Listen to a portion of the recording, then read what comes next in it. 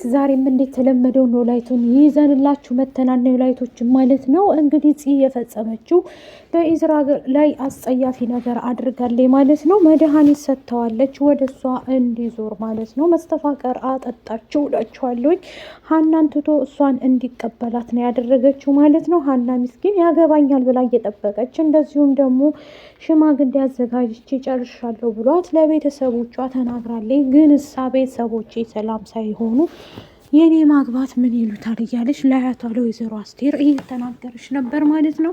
ጽዮን እንግዲህ አላስቻላትም። ከዚህ በኋላ ማድረግ ያለብኝን ነገር አደርጋለሁ ብላ ኢዝራን እንግዲህ በምግብና እንደዚሁም በመጠጥ ጨምራ ሰጥታው እሱም ደግሞ አትበይም እንዴ ሲላት እሷም ደግሞ ቆይኔ ቆያለሁ እያለች በደንብ ጥርቅ አድርጎ በልቷል ማለት ነው።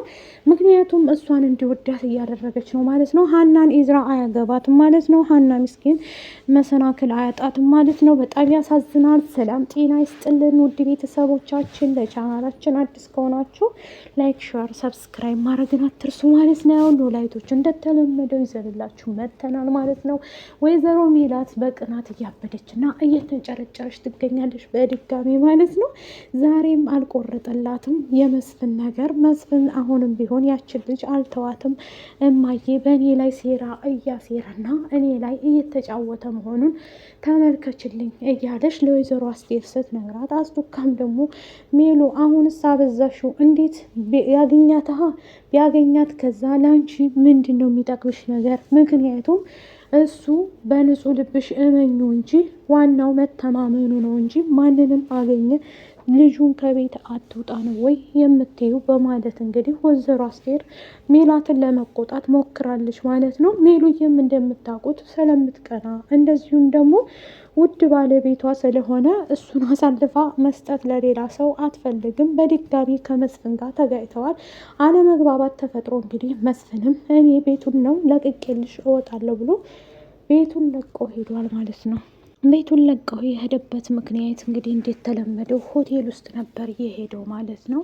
እንደዚሁም ደግሞ አቶ እንትና እየደወለና እንደዚሁም አናግሮት ነበር ማለት ነው። ግን እሷ በፍጹም ሊናገር አልቻለም ማለት ነው።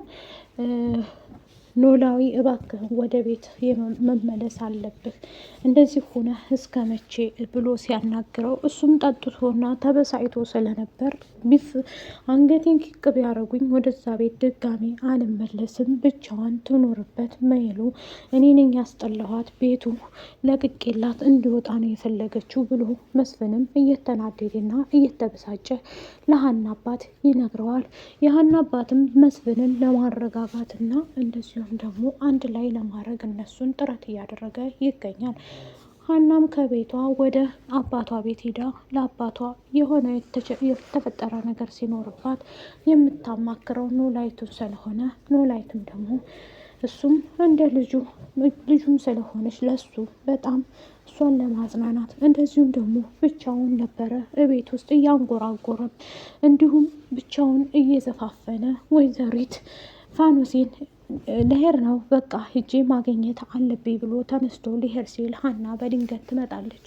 እንዴ ሀንዬ በዚህ ሰዓት ምን ታደርጊያለሽ ብሎ ይጠይቃታል ማለት ነው። ከጠይቃትም በኋላ ግን የተፈጠረባት ነገር ምንድን ነው? እያለቀሰች አባዬ መሮኛል፣ እዚህ ላይ መኖር አልችልም፣ እንዴት እኖራለሁ እዚህ ምድር ላይ? ምክንያቱም የኔ ነገር ሁሉ ነገር ውስብስብ ግብ ያለ ነገር ስለሆነ እዚህ ምድር ላይ መኖር በዚህ በኩል እናትና አባቴ በዚህ በኩል በጣም ከባድ ችግር እየተፈጠረ ነው ብላ ትለዋለች። ወይዘሮ ሜላትም አሁን ላይ መስፍንን ልታባርበት የቻለችው መንስኤ ምንድን ነው? መስፍን ከዛሽ ከልጅ ጋር በድጋሚ ስለሚገናኝ አብረው ለምን ይገናኛሉ በማለት ወይዘሮ ሜላት ከዚህ በኋላ የኔና ያንተ ነገር እዚህ ጋር ያበቃል፣ እንዴት በሰርጋችን ቀን እንዴት ታደርጋለህ?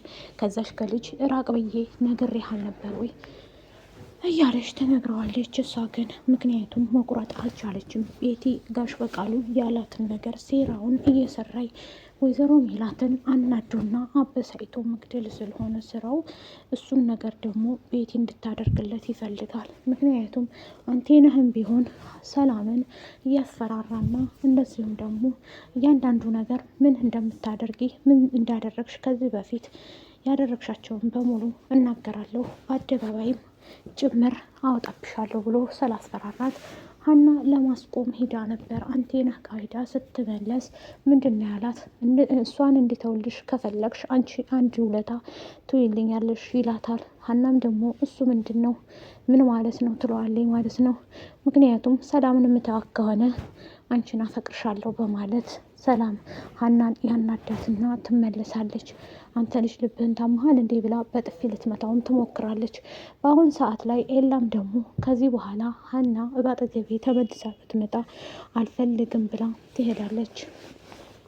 በዚህ ሰዓት ላይ እየተናደደና ሜላት በዚህ ሰዓት እያንጨረጨራት እያንገበገባት የሚገኘው ቅናት እንደሆነ ሁላችንም እናውቃለን። ቢሆንም ግን አሁን ላይ የልጅን ሰርግ በእንደዚህ አይነት ሁኔታ ሀናን ማየት ከባድ ነው፣ የእሷን ፊት ማየት በጣም ይከብዳል እያለች እያለቀሰችና እየተበሳጨች ትገኛለች። ወይዘሮ አስቱካ ምናሴንና ሰላምን ለማስታረቅ ወደ ቤት መጣ። ምክንያቱም ይቅርታ ትበለኝ ሲል ምናሴም ወይዘሮ አስቱም ደግሞ እንዴት ይቅርታ ትጠይቃለች? ይቅርታ የምጠይቅህ እንደውም አንተ ነህ፣ አንተ ታናሿ ነህ እኮ ታላቅህ ናት፣ የመቆጣትም የመምታትም መብት አላት ብላ ታስታርቃቸዋለች። ከዛ ምላሴና ሰላም እንደተለመደው አብረው እየሄዱ እያለ ሰላምዬ ግን አንቴ ነህ ምን አለህ ብላ ስትጠይቀው እሱም ደግሞ አንቺን ልቅስ ቆይማ ትልቁ ነገር ያሳሰበሽ ነገር ምንድን ነው ብሎ ይላታል። ወይዘሮ ሰላምም ደግሞ ምን ለማለት ፈልገህ ነው እያለች ምንም አላለኝም እና ላንተ ምን ብሎ ነው እንዴ? ምንም አላለኝም። እዚህ የተነሳ ምላሴና ሰላም በአንቴና ጉዳይ ቢጣሉም ግን እሳ ከታረቁ በኋላ እሱም ደግሞ ምንም አላለኝም፣ ምንም ልነግርሽ አልችልም ብሎ ይነግራታል። እሷ በዛ ሰዓት ላይ እየተናደደች እየተበሳጨች ትገኛለች። ሰላም ይሄ ሰላም በአሁን ሰዓት ላይ ትልቁ ሚስጥር ወጣ አልወጣብኝ እያለች ምክንያቱም ቤተሰብ ጋር ከደረሰ እዚች ምድር ላይ እኔ አልኖርም ብላ ትናገራለች። ከዚህ በፊት አስወርዳ እንደነበር ጓደኛዋ እንደነበር ይህን ያህል ያስጨነቀች ነገር ምንድን ነው እያለች ወይዘሮ አስቴርም ትጠይቃታለች። ለአስቱካም ሆነ ለሜሉ ልትናገር አልፈለገም።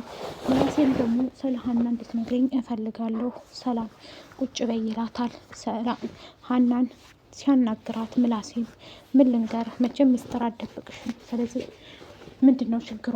ሰላም ምን ሆና ነው? ሰሞኑን ጥሩ ላይ አይደለችም እያለ ሲነግራትም ጸባዋ ሁሉ ቅይር ብሏል እያለ ምን ሆናለች ምን አውቃለሁ ብላ ሀናም ለመናገር ምክንያቱም ለብዙ ዓመት የደበቀችላት ትልቁ ሚስጥር ሀና ስለሆነች ሀና በዚህ ሰዓት ላይ አንቴንህን ለማስቆም ሞክራ ግን እሳ ትልቁ ነገር የመጣባቸው ወደ እነሱ ነው። ወደ ቻው